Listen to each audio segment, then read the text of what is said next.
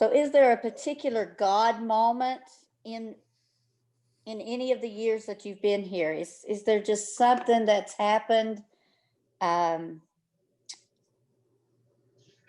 you were here that you just felt like that was God?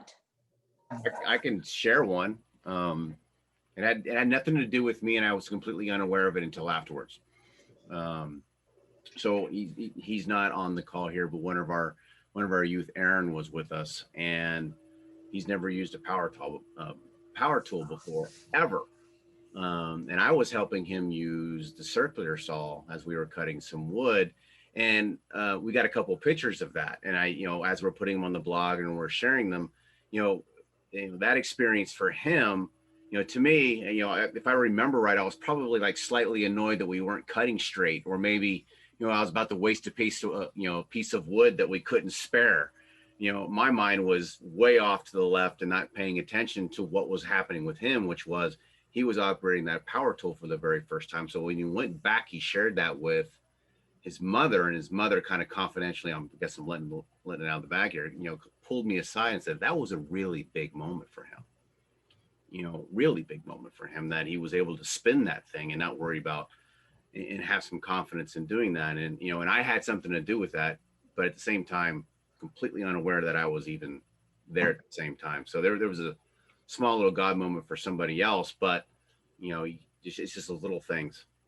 In our last trip during the dinner at the community center, children and adults were looking at books and caring for them. There were so many different families there, and there was a young mother there.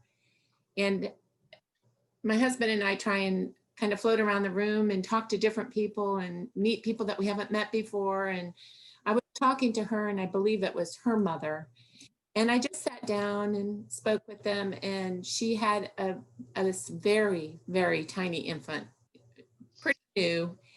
And she just asked me, would you like to hold her? And I thought, I am a complete stranger to you.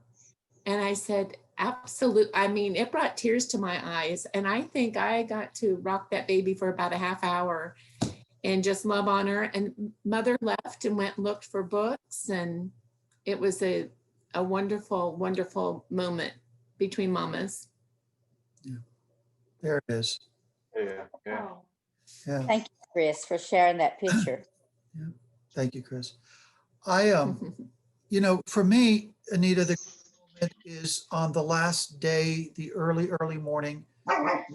Such a long trip ahead of us. The whole time we're there, as we said earlier, it's morning prayer, prayers at lunch, evening prayer at Compline, and that rhythm of prayer and praise continues all day long.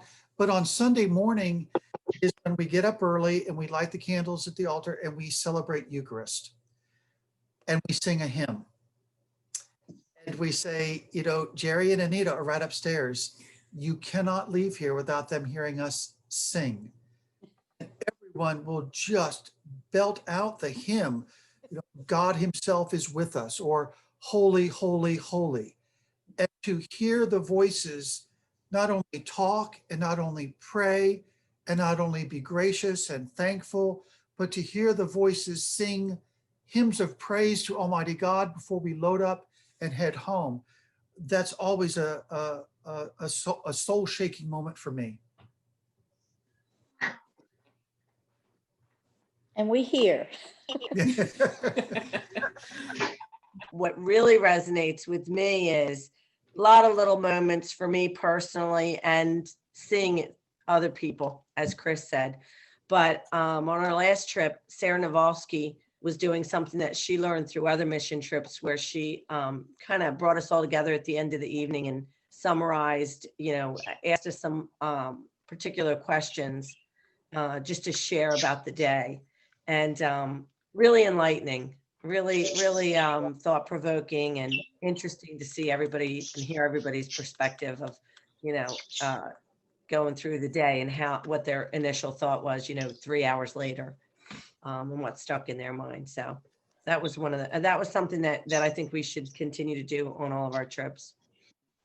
It's also just one last thing, when we get to Grace House, it's not so much about what we do. I mean, we work very hard, And we're concerned about each other and helping each other and being part of the team. That's what we do. What's being celebrated from the moment we get there and even days or weeks after we leave is whose we are. We really do feel like sons and daughters of Christ.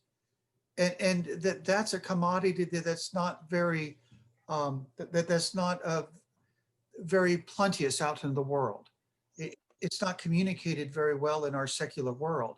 But to go to Grace House on the Mountain, you literally enter into it and you don't want to leave because you really do feel identified as sons and daughters of Christ. Mhm. It's who you are, not what you do.